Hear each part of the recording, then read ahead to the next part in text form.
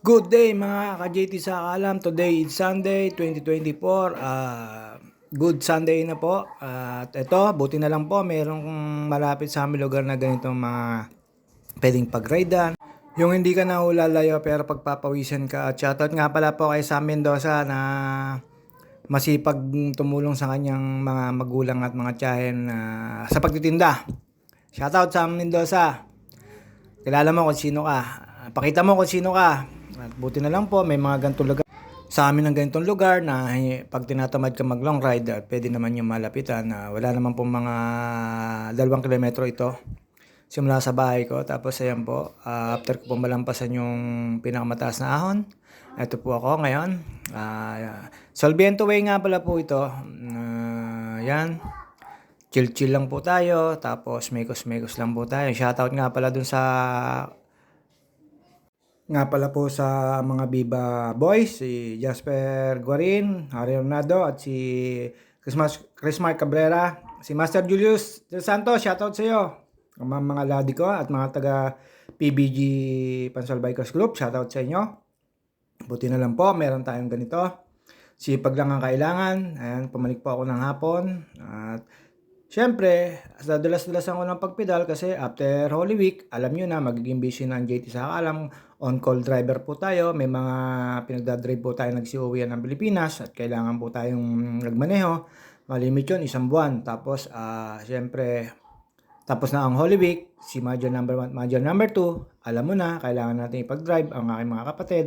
Yun lang naman ang mga hilig namin, mamili ng pagkain, tapos medyo may kasamang gala. At ayan, magpapakita po ako. Papakit lang po ako dyan. Sulit naman po ang pawis natin dyan, mga ka-bikers. Hindi naman po ganun kataasan, kaya lang syempre, meron kaming ganyang malapit sa pamamahay namin. Alam naman, hindi pa namin samantalayan, lalo na pag ayaw mo mag long ride at tinatamad ka, sobrang init. Dito lang po ako. Dalawa po yung medyo pinanik ko na medyo paanan ng Mount Makiling. Pero parte lang sa Kalambayan, hindi po sa Los Baños yan. Ayan po yung gate ng Soliviento. Hindi na po ako mag-stay dyan kasi mainit. Iikot lang po ako dyan. Tapos pupunta po ako doon sa kabila na tinatawag dito sa amin sa Kalamba, sa Pansol na Sitio Caray. At shoutout nga pala po dun sa kasama namin yung chick kagabi na papunta dun sa dialysis center sa CMC. At shoutout kay Ginginir at kay Ate Baby Jollibee. At shoutout din po dun sa kinaon namin na gustong kumisain kagabi. Kinikilig pa po. Joke lang po. At ayan, pagkatarating ko po dyan, ikot lang po ako dyan. Tapos pumunta po ako sa Sitio Aray. Ayan, pawis na po ako.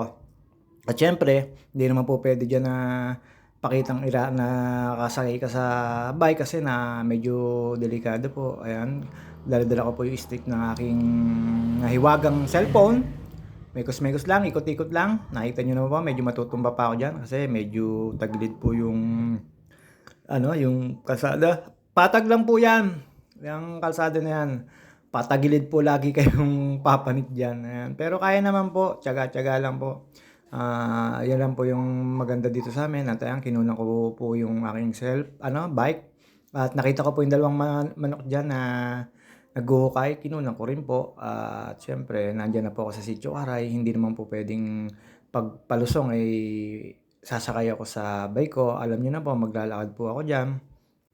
At nagpapasalamat po kami na meron kaming ganyan dito malapit sa aming lugar na hindi na kami mahirapan magganap tapos magpapawis. At after ko po magpahinga dyan, siyempre inom-inom lang po ako ng tubig dyan. Kita naman po dyan yung Laguna Lake kaya medyo dyan ako nagpahinga. Pakipakit lang sa cellphone. Tapos ayun, inom ng konting tubig. JT sa Kalam. Sa Holy Week na to, medyo napakainit po talaga kaya ingat po tayo, baka ma-heat stroke tayo. Basta lagi lang po tayong iinom ng tubig para iwas-iwas po sa pagsakit ng ulo at pagsakit ng dibdib. At sa mga bikers na kagaya ko, ingat din po tayo sa kalsada kung konting resensyonan at konting pagbigyan mo na. Tayo naman yung mga bikers, hindi tayo ubra sa mga di makinang sasakyan. Maging mapag-unawa na lang po tayo, inuulit ko po. Minsan mainit ang ulo natin pero mas maganda pigilan natin para walang abala, lalo na sa mga ka-riders ko. Shoutout sa inyo. Mga next week po, madalang na po ako makapag-bike kasi meron akong darating talaga na pagdadrive. Ayun po yung pangunahin kong hanap buhay, yung mga nagtitiwala sa akin na mag-drive ako para sa kanila kada uwi nila, ayan. Kinuha ko na po yung cellphone ko para bumaba at ayan po yung sinasabi ko sa inyo, madahon tapos medyo patagilid. Kaya ingat po ako lagi diyan, hindi na po ako sumampa sa bike diyan na talaga naman medyo may kadelikaduhan mga ka-GT sa alam.